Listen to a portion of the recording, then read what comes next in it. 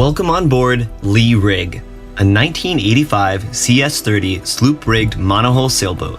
This boat has a hull speed of 6.7 knots, a 5.5-foot draft, 10-foot beam, holds 40 gallons of fresh water, and is powered by a 26 horsepower engine. Marcelo, the owner and captain, bought the sailboat 3 years ago for only $20,000, and since has solo sailed this small yet capable boat more than 3,500 nautical miles from Ontario, Canada to Lupron, the Dominican Republic, where we are now. Along the way, proving this boat's capability for open ocean sailing, island hopping, coastal cruising, traversing the Erie Canal, and now as a liveaboard. What makes this boat truly remarkable is its very small 30-foot length, yet its immense and comfortable interior space, feeling more like a home on the inside and a race boat on the outside. Be sure to stay tuned after the tour when I sit down and interview the captain and learn more about his sailing adventures on board Lee Rig. Alright, let's dive on in.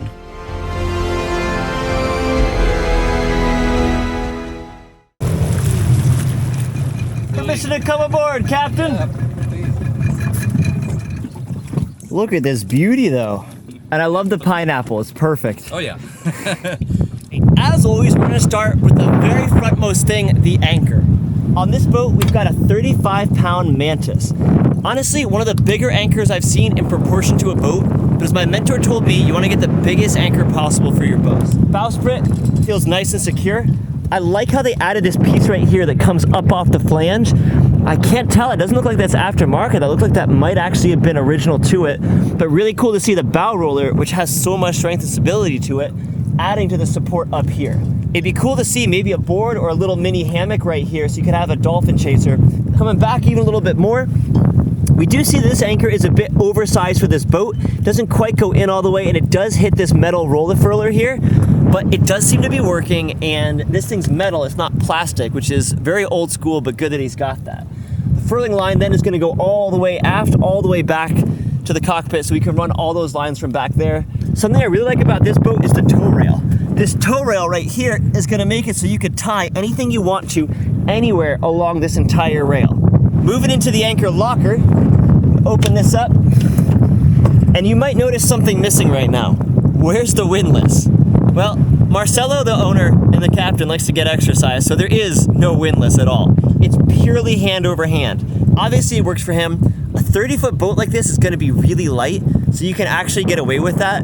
To me, it's kind of crazy, but again, you're on a smaller boat like this. This is one of the cool things that you could do that you just cannot do on a boat, even a 38-foot like mine. Inside the anchor locker here, we've got some nice thick chain, and then I just noticed here this beautiful rusty bit. This is his snubber. Snubber is used so that way he's not going hard chain against a hard surface here on the boat. It would clack, it would also file itself, so it's good to have a snubber like that. And I like it, you just got it clipped on right up there. Very simple, very easy. Moving on back here, underneath here, we've got a hatch. This hatch is actually faced on the slope, so if you wanted to get airflow in and you didn't have this here, it would just breeze through the boat. Up here on the bow, we've got a pretty decent amount of foredeck space. This is definitely enough if you had a few cushions down to be able to lay down with a special someone or for one person up here. It makes the boat much more usable that way. One thing I don't like but does add a lot of usability is this U-bolt coming up right out of here. Now this we believe would be used for a spinnaker or something else you might want to attach. Also though, you could easily use this if you wanted to hold down an emergency life raft or your dinghy, you could put that up here. That makes for a really good space for that. And just behind this, right here, we have another one. But this one is for a baby stay. It's gonna be a cable, it's gonna come right out of there, and it's gonna come up to this. That helps to support the mast. Moving up over here to the mast, this is a keel step mast, meaning the mast is gonna go all the way down to the bottom, all the way down to the keel. Marcelo, can you quickly name us what each of these lines going through the line organizer does? Reef 2 on the mainsail, ship halyard. This one is spinnaker pole. This one for the boom bang. On the other side is reef number 1, the outhaul for the mainsail, the spinnaker halyard, mainsail halyard. Marcelo, how many languages do you speak? Spanish, Portuguese, English, some French, a little bit Italian. Could you name most of these in those languages as well? No, barely know it in English and maybe Spanish. Is English your sailing language? Yeah. That's cool. Yeah, it's yeah, cool to know that. Yeah. So right now the mainsail is packed up. Marcelo's just about to leave to get out of here. A lot of people have gone to a stack pack that seems to widen them up quite a bit more and work a little bit better. So you keep coming back here. We have the main traveler and the main sheet right here. A nice newer looking, I believe this would be a fiddle block. He's got isinglass around. This is all pretty standard.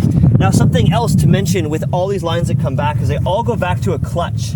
That's pretty nice. That's pretty clutch, to be honest. This is definitely an expensive setup to do this for each one.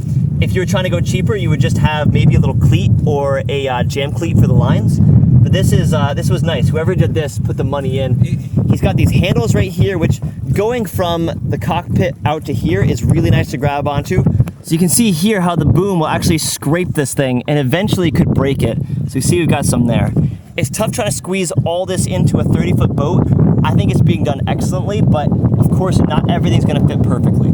Off of this, Marcelo has added these little tubes to try to help with rainwater collection. There is no water maker on this boat, so whatever water he does get, he's gotta go to a marina, to a spigot, bring it in from a jerry jug. It's a process. So catching it by rainwater is a good way to go. Something Marcelo was just telling me about all of this Dodger, Bimini, everything here is all of it comes off. Everything here is meant to be unscrewed, unpinned. This can be unpinned and easily all come off. Let's take a look. First thing you'll notice is how much quieter it is from inside the cockpit, outside the cockpit. That's the whole point of this. The whole point of a Dodger and a Bimini is that this space in here is as quiet and comfortable as possible. If you want more airflow, you can open up this window right here, or if you want even more, you can actually take this whole thing off. But we want this to be nice and dry, nice and warm if it's gonna be cold out. I'm really impressed with how comfortable the cockpit is. I've got nice support for my back. Even on my boat, which is 38 foot, it's actually quite a bit lower, but here the backing is substantially higher. A 30-foot boat being this comfortable, not only is it nice on your back, but it gives you a sense of security and safety because you feel like you're kept in the cockpit in here, which you really want. When the seas get rough, you want to know that you're not going to be flying out of here. We got a nice table here that pops right up. Oh, wow. Has a very well working clip. You can play some cards, have dinner. You're not going to have a ton of people on this for a 30-foot boat, but you are going to want to have maybe at least one, maybe two others, maybe three others. I'd say 4 people on this is no problem whatsoever. A feature a lot of people don't like is how large this helm is. It definitely blocks it off. We've got some jerry cans here that he needs, but normally you might be able to move your leg through here, but you're definitely not making your leg through that.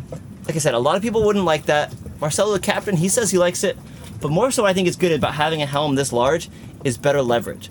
That's why you look at old ships back in the day and you'd be these huge 6-foot tall or large race ships, huge helm. It's because you want to have all that leverage on there. I kind of have to agree with the captain on this one. I think it's good to have this extra leverage on here. Now this boat has 2 ways to sail with an autopilot. You have this helm-driven autopilot, older unit, but pretty reliable. Not a lot of power though, not a lot of torque, and it's going to use quite a bit of electricity. That's why he's got a Hydrovane back here. I'm actually going to let Marcelo talk a little bit more about that. The reason I got the Hydrovane is basically another member of the crew, actually the main one, I would say, because it directs the boat, right? Main feature on the Hydrovane is completely independent of anything on the boat, even the rudder. It has its own rudder on it, and in case your main rudder on the boat breaks for some reason, you can still steer the boat. And that really is huge, by the way. I would rather lose my mast and my engine than lose my rudder. Yeah. How much was it for a Hydrovane? This one around $10,000. Wow. Yeah. The other downside I would say to a Hydrovane is it does take up space on the back of your boat that could otherwise be like a swim platform or something, but Marcelo knew he was going to be doing a lot of sailing. Picking a boat that has features that you want or building it to have the features you want, I think is much more important. Yeah. Also back here, you'll notice we've got a large hump here. This is not because they liked camels. This is because as the boat heels one way or the other, you're able to sit like this and it becomes very comfortable no matter what. I've always thought it looks kind of goofy, and you see this, I would say, less and less with newer boats. Maybe that's because they heel less or whatever the reason is. I still think it's pretty cool. My boat has a little bit of one, but I actually wouldn't mind if it had more of one. This again makes it so when you're here inside, you know, you're well situated, and then when you go to tack, you just move to the other side. Now Marcelo's got quite a few water jugs. He only has a 30-gallon water capacity, so that's just part of what he's got to do here. We've also got our VHF right down there. We have our engine start right there with a very bent key, but you work with what you got. Got the autopilot. Oh, we got some speakers. The speakers work? Yep. Oh, that's cool. So you can have music right here. Yep. I like that a whole lot, actually. That's that is very, very well placed. So yeah, this is pretty cool here. What's all in here? Solar panels are up top, gonna be collecting all electricity, setting that down through these, and you see they're gonna go right through here. And we'll check out the power supply system later. Just wanna take a look here at the CS30 Yachts Limited. Also here off the back, Marcelo's got a nice big grill. It's gonna be running a propane line to it. Yep. That's gotta be nice, just when you wanna cook up a steak. Exactly. Yeah. So moving off the back here, I'm not a big fan of why they kept this bar right here. I feel like this should be maybe one latch right here, or maybe better yet, a latch right here. So it's the only thing like I really don't like, that I don't get why they did it, but you could easily change this up with a grinder in a few minutes. So let's step conveniently over this. Marcelo, what nickname did you give this particular piece of metal right here? What's the nickname? Nutcracker. So we do have a pretty big gap between my next football here. And I was suggesting to Marcelo that, a swim platform is still really feasible from maybe as far over as here, all the way over to here, as long as you're not interfering with the backstay right here. And that would give you a lot of extra usability for this boat. Yeah. We've got this foldable ladder right here. I'm just taking some on the top too, just so I keep my feet dry. Let's take a look at Marcelo's dinghy here. First thing we're gonna notice is it's the smallest one on the market. This is, as you can see there, a soft bottom dinghy. It's just got a couple wood slats to give it a little bit of extra support to it. But what's cool about a dinghy like this is it completely folds up. Along with a very, very small dinghy motor right there. You can get it anywhere you want to go and it won't be in the way. Unlike my high field here, you see the size difference to it. It's great, get what you can that works for you. I think for a boat this size, you would be very inconvenienced to try to be carrying this dinghy around. Obviously, once you're in a place and you want to go do some distance, you want a bigger dinghy. But for a 30-foot boat, this just can't be beat. I think dollar per dollar, this is a great investment. Let's take a look inside the dinghy. So he has a 3.5 horsepower outboard. I do kind of like these on a smaller dinghy just because you don't have to have a fuel tank inside of here. Because even with just my dinghy right here, I'm actually getting wet from little waves from this coming up and over. So yeah, it's not as good as a bigger dinghy, but it definitely works for a 30-foot boat. I think this is great. All right, let's head back up on the boat and check out inside of this boat. The stairs, I'll be honest, are just a little wonky. They're kind of close together, but it works. But look at this. Look at how much space is in here. I have my arms fully extended. I've got like almost a 7-foot wingspan. This is a ton of space. This space is attributed very easily to one of my favorite features of the boat, if not my favorite, the table. So you undo this one latch right here. This comes down, a bit of Velcro, and I believe a bit more Velcro. There we go. That folds over. This comes down, slides over, and ready for the last one? Kaboom! Full table. Otherwise, you could be down here doing yoga. You could put an air mattress down here for some reason, or just in general, it's just nice to not feel like you're in a cramped, tight boat. It's so much nicer to feel like you're in a home. And that's what this boat feels like. It feels like a home in a 30-foot size. Incredible. It's also cool that this thing can slide and has a few different ways that it can go onto here. Now, if any of you at home can solve this riddle, we'd be very happy. What we don't understand, so these two come together, and right here, we've got what actually slides on the table, but you'll notice it makes an L. And we can't figure out why it makes an L, because I tried every configuration, and you can't fit in the couch when it makes that L. So if anybody knows what the story is behind this, I feel like this was very intelligently designed. I don't think they would have put in something here that was useless. So I'm very, very curious, but look at just how flat. Go ahead, put it back against the wall. Look at that. I love that. I love that so much. Hands down my favorite feature about this boat. I am very much so thinking about doing this to my boat because you just have so much space here. Look at this. Go ahead, Marcelo. Stay in the center. Show them how much space you have on your 30-foot boat. A 30-foot boat. That is incredible. Yeah. I mean, I've been on 50-foot long, 60, okay, maybe not 60, but still 50-foot long boats that did not have any space on the boat that was this wide, this open. So it just feels really, really nice. But all right, enough about that. Let's start digging in a little bit more. From the companionway here, we've got tons of storage, and here are the MPPT solar charge controllers. I believe these are the smallest ones made by Victron. I've got bigger versions of these. They're great. One for each solar panel. That's great redundancy. It means 3 of them could blow up, and it's not going to affect the other, so that's really cool. We've got VHF here. Oh, he's got like all the toys, all the gizmos, everything coming here. Next thing you've got all the way back in there, which is being used for storage, but this is a double bed back here. It does lack privacy, but it does have airflow. So there's that pro and con there. Truth be told, if you're one couple, you might be back there or in the V-berth.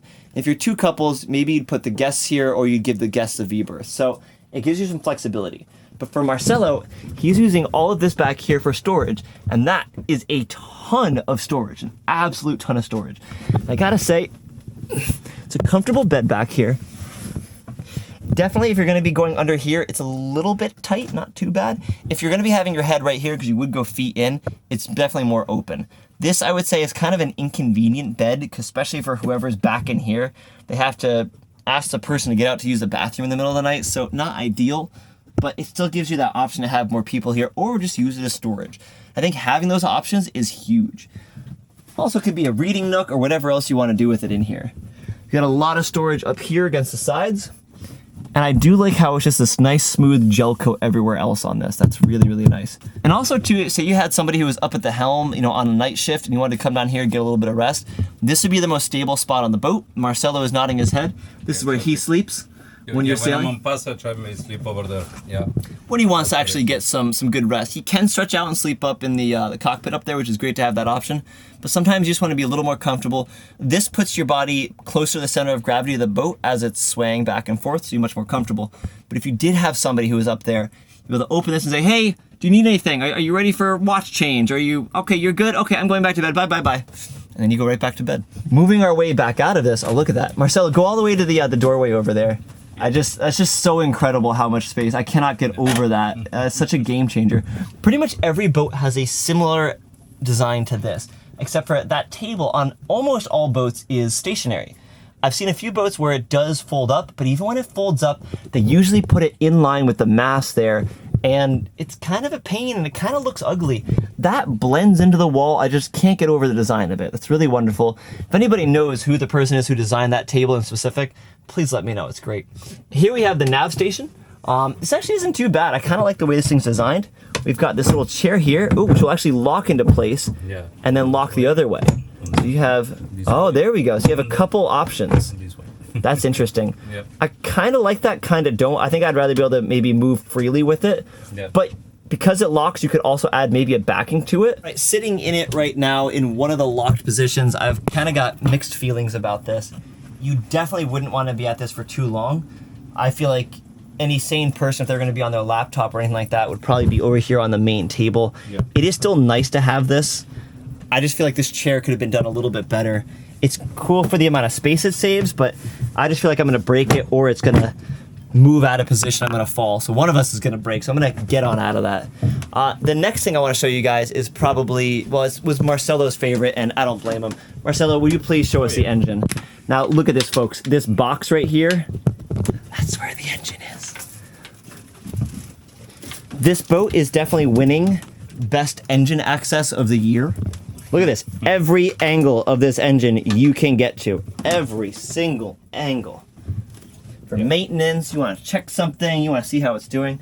Now, how is it as far as noise and heat and stuff like that for the boat? Very quiet, because it has this anti-noise, right? Yeah. And I do see some carbon buildup on there. Yeah. As Marcelo and I were noticing, it looks like its alternator maybe has been getting a little bit too hot. But I just love this, though. Big thing about boats is that you usually getting to the engine is just such a pain. It's just, it's this terrible process. You don't want to do that. So often you don't. You just let your engine go. Honestly, I could be better about that on my boat, but if I had this, I'd have less excuses to be so bad about it. This is fantastic. So this is an 18 horsepower Volvo? 18 horsepower Volvo 2002. And this one from 1985 too, so and it runs like a charm. Power has a foldable prop on it. Oh really? Yeah. Okay, cool. So, how do you like the folding prop for sailing and motoring? Does it work well for you? It did work well. So you're probably super happy to have that sales, thing. It give you point of a knot more, probably 0.1, 0.2 knots more of a speed. You Sometimes know? I'd pay for that though. Yeah, I mean, on big passage, it's worth it. all right, over here we've got the full galley. Not a huge galley, obviously 30-foot boat, but I think well proportioned to whatever you need to do. You have a lot of places. I've got this right here. If I want to put just 1 foot back, I could be sitting while I'm here cooking. So I feel like in any condition, you'd be really good. The boat's leaning this way, you do have something to prop yourself up on. Marcelo was saying he might maybe put like a belt of some sort here. Yeah. And with a belt, you'd be able to lean back on it a little bit better. But then also if you were on a port side tack, if you're heeling over this way, you can even kind of dig your head in. I've done that before where I dig my head in, and this is plenty soft enough. The 2-burner stove here is really nice with these little pot holders on there. I really like that. Pretty decent space here to cook and cut on. I'll be honest, this would be kind of tough to get a knife in. It's just a little bit wonky. But over here, I do like this. They're using the same material as like a cutting board. So this is probably maybe where you do some of it. You have to get good with your left hand. These things are heavy and bulky, and this does go down a ways. Marcelo was saying how this is probably one of his least favorite features on the boat. Did I get that right? Yeah, it's way too deep.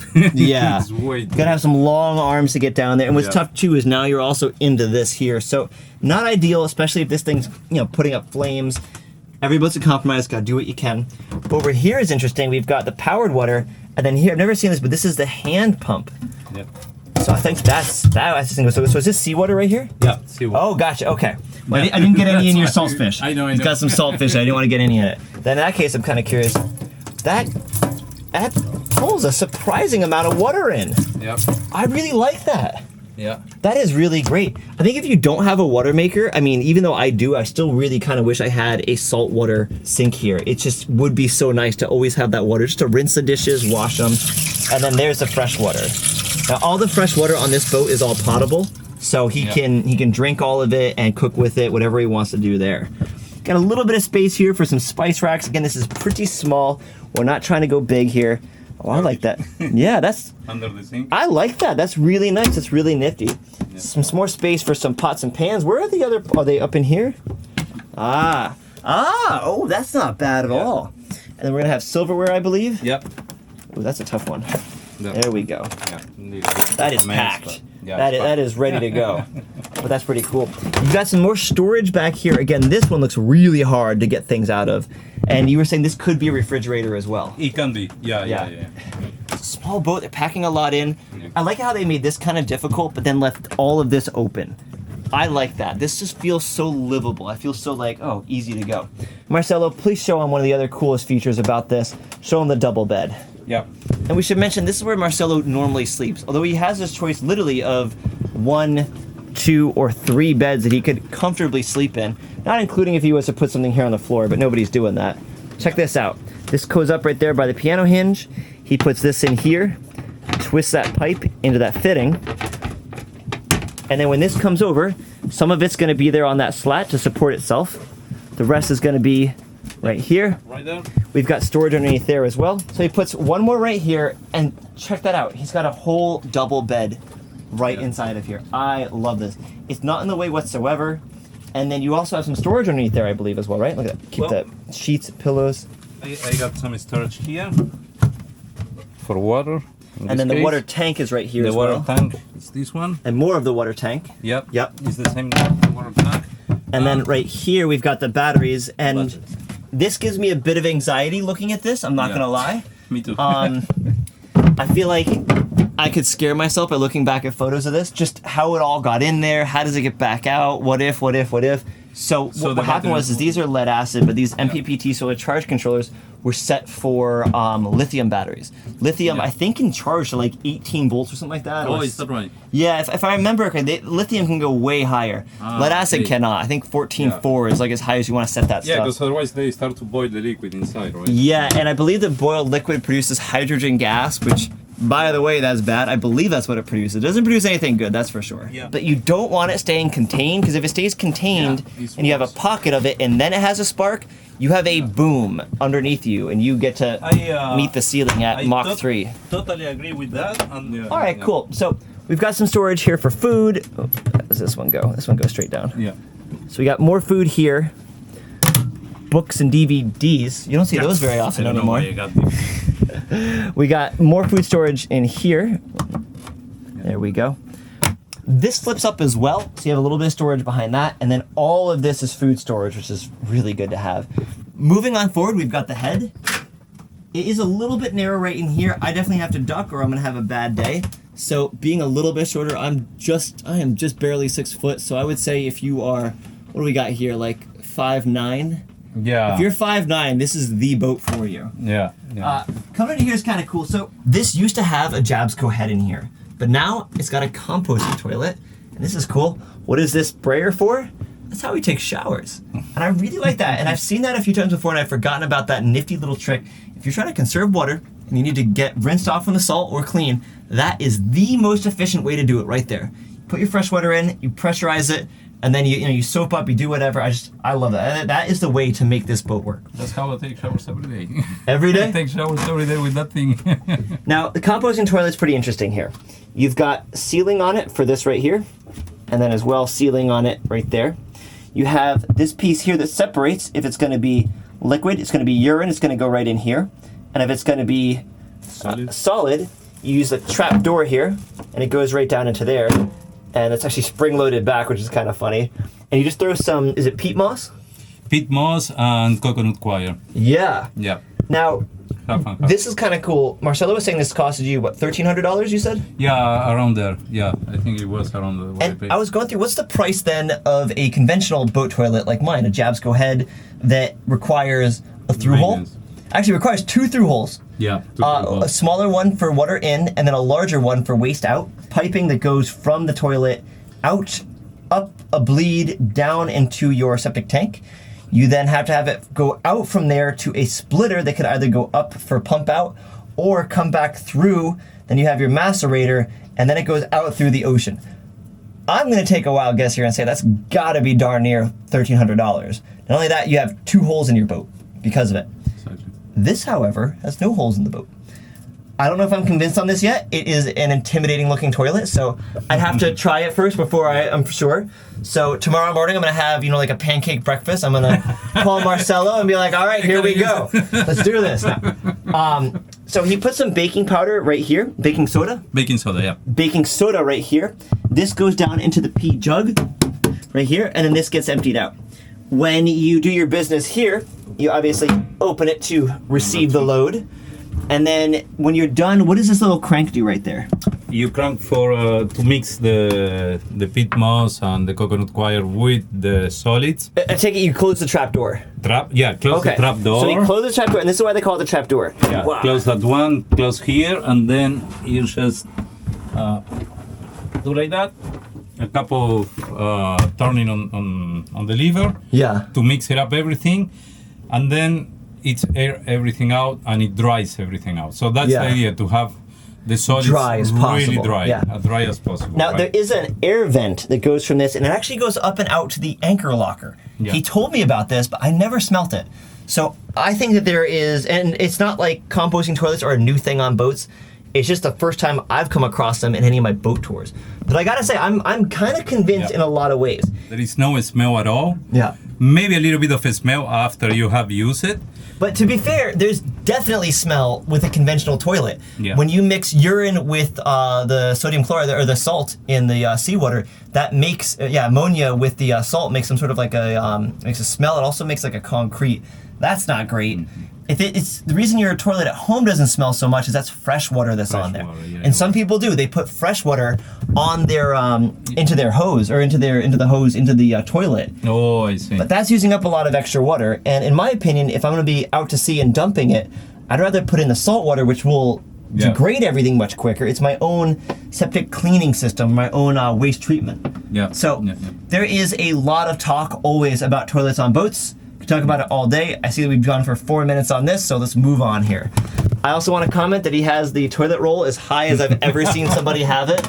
Like, I'm just imagining some poor little kid trying to use this thing and can't quite get to this, Pretty funny. Don't waste it. Besides that, not too much else. I like this for from a conch shell to hold the soap. I actually kind of like it too how they inlaid that. That's really cool for your bar of soap, but it'll also drain out. It drains to the water. So really nice in there. Storage, obviously lots of storage. And we have this vent right here, so it's really nice. Now I've noticed you do have quite a bit of mosquito netting here. Yeah. And you are surrounded by the mangroves. So I'd imagine in the morning and the evening can get a little buggy. Yeah, that's why I closed the companionway, and it kind of Just the nose seams come in They are the sometimes, worst. but no much. They are the No worst. much. Yeah. Yeah. Moving on to, you can also open this door right here and keep it like this, and this will give you some privacy, or close that. We're gonna press this one, Yeah. and now this opens up, and this you can wedge here, which gives you another door as well as a huge closet. This is where your foul weather gear is gonna go, scuba gear apparently, some hats. We'll never guess where he's from. So all this stuff in here. All right, so here's the very short hallway to the V-berth. V-berth's got plenty of space here. Let's turn on a light. Yeah. A lot of storage up and through here. This goes pretty far back. I'd say that probably goes 8 inches back in throughout all of this. It doesn't get as much airflow because of these separations here, but you can hide your mess. Kind of cool that way. Got a nice nook here to put on. Actually, this would be great for like a laptop or something if you wanted to watch that. It's nice to have that kind of homey space just right here for whatever you want to stack on there. Some clothing as well would go in here, as well as clothing up and through here. I think this is probably the main clothing area that you'd be stacking the clothing there. Your feet go pretty far back into there. It's definitely a more narrow V-berth. But again, for a 30-foot boat, I just can't believe it. I do like this V-berth for one person because you can come sit here and then you can easily be on the side like this.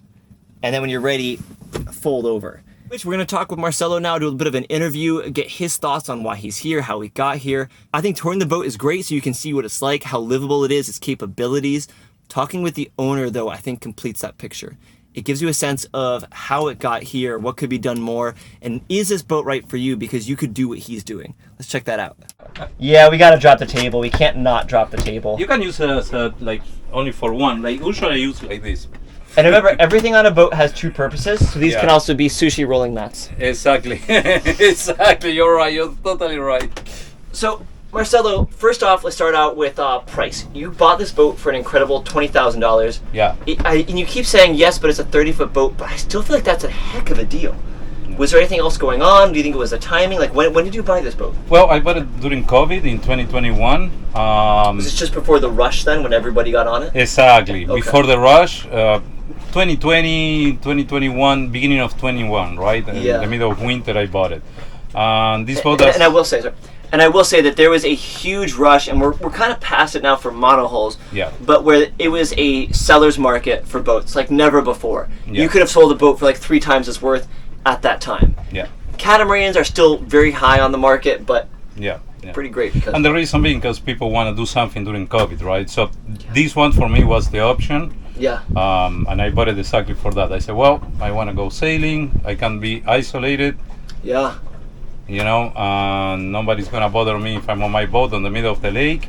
Yeah. I can be without mask or whatever, and have fun. Well, you have to have a different type of mask on, the fun mask. Yeah, the fun underwater mask. mask. Yeah, exactly. So you're from Canada. From Canada, yeah. And you bought this boat in Quebec? No, I bought it in Kings in Ontario. Yeah, on Lake Ontario. What kind of cruising did you do there? Yeah, well, when I bought the boat, put on the water, and I crossed Lake Ontario like probably 7 times, going from Kingston or 1,000 Islands all the way to Toronto. How far is that distance? 165 miles, I think it is. Wow. Yeah. Non-stop? Yeah, non-stop. Just passage? That's really cool. Yeah. I used to do it in 2 days. Yeah. 2 days, 2 days and a half, just to visit the town, visit friends in St. Catharines. So I started getting used to big passages. I always wanted to be in the, like I used to go west-east, right on the center of the lake. Because I want to go where I cannot see anything. Yeah. You know, just to get that feeling of openness and get used to big passages. Right? So for you, was that the purpose of this boat? Like, because everybody buys a boat, I think, with a dream, an intent, a purpose. Yeah. What did you want this boat to be for you? Well, I was looking for a 36 to do some passages, some big passage, maybe go to the ocean. Yeah. Now, you're a pilot, correct? Yeah, I'm a pilot. Really cool. So you take this time to have a little bit of break of normal life, get out on the ocean, and then get up in the sky. It's got to be a cool, especially flying in and out of those airports, you see the Great Lakes in their entirety. In their entirety, It'll just call you back every time. Yeah. When did you decide that, hey, I'm going to do more than the Great Lakes, I'm going to do the ocean? Well, on my last job, I wasn't very happy, and I have the boat ready, kind of quit the job and decided to go sailing. Yeah, where did you set sail from? Well, I set sail from Kingston all the way to Oswego, crossing the Lake Ontario from north to south, and then Lake Erie all the way to the Hudson. How long were you? This was a big jump Yeah. that you went on. How long were you offshore from? That would be New York. All the way southeast, 120 miles. It must have been 100 yeah, New York is here, right? I went all the way like that towards Bermuda. Yep. 120 miles, then I turned south from there. Did you go to Bermuda? No, Yeah, no, because Bermuda is 650 miles from New York, right? So you went towards Bermuda, and then Towards Bermuda. where was the next place you hit land? Well, from there I did the first tag and only tag all the way to West End Point in northern West End in northern Bahamas. Northern Bahamas. Awesome, Yeah, awesome yeah, spot to yeah. check in. Okay, so after 14 days at sea, you decide to head in and you decide to go into West Palm Beach to fix your solar panel. Exactly. Do you get that fixed and just go right over to the Bahamas? What was your sail plan like? Yeah, I fixed that panel, changed the panel, got new batteries too, because my batteries were kind of weak. Met these people there in Bahamas, which we did some body boating, and they helped me out, showed me where to go in Abacos. And then from there we crossed to Cuba. Okay, so you're having all these wild adventures in Cuba. Yeah. And where do you go from there? Well, no, I was going to Samana. That was my first port of call. Well, I mean, Luperon here. Was Luperon this very accidental call for you? Yeah, exactly. Marcelo, thank you so much. I appreciate you taking the time, showing me the house here. And again, I'll just say it the last time, man, 30 foot, this is the best cruiser boat for 30 feet I've ever seen. I think this is such a good boat for so many people out there. This is a great boat to maybe start on, but maybe keep going on anyway. You've certainly proven that. The fact that you did 14 days in the open ocean certainly proves this boat's seaworthiness. There's no reason you couldn't cross an ocean on this. What are your future sail plans? Where do you want to go? Well, probably gonna go back to Cuba, do the south part, the Bahamas again. Yeah. I want to meet you there because you gotta show me how to fish. I'll teach you how to fish. There's plenty to eat out there. That would be great. No, I would absolutely love that. Absolutely love that. Yeah. Meet friends again and people on the sail community, which is great. And then back to Canada. Next year. The reason I want to go back to Canada because I want to go back flying again. You want to fly or for work?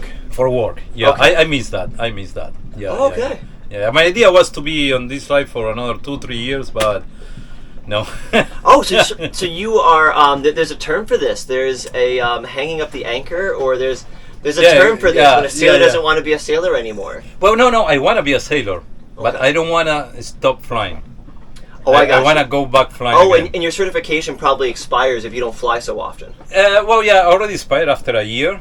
Okay. Yeah, every year we have to do a flight test, renewal, let's say, on my kind of license. But I miss flying too, as I miss sailing too. So if I can get a job that I got before, like 2 weeks on, 2 weeks off, then I'll be sailing and flying again. That's awesome. And that's what I'm. And I'll do you a quick favor here, hoping this video gets millions of views, and somebody out there can help this man and find him an albatross.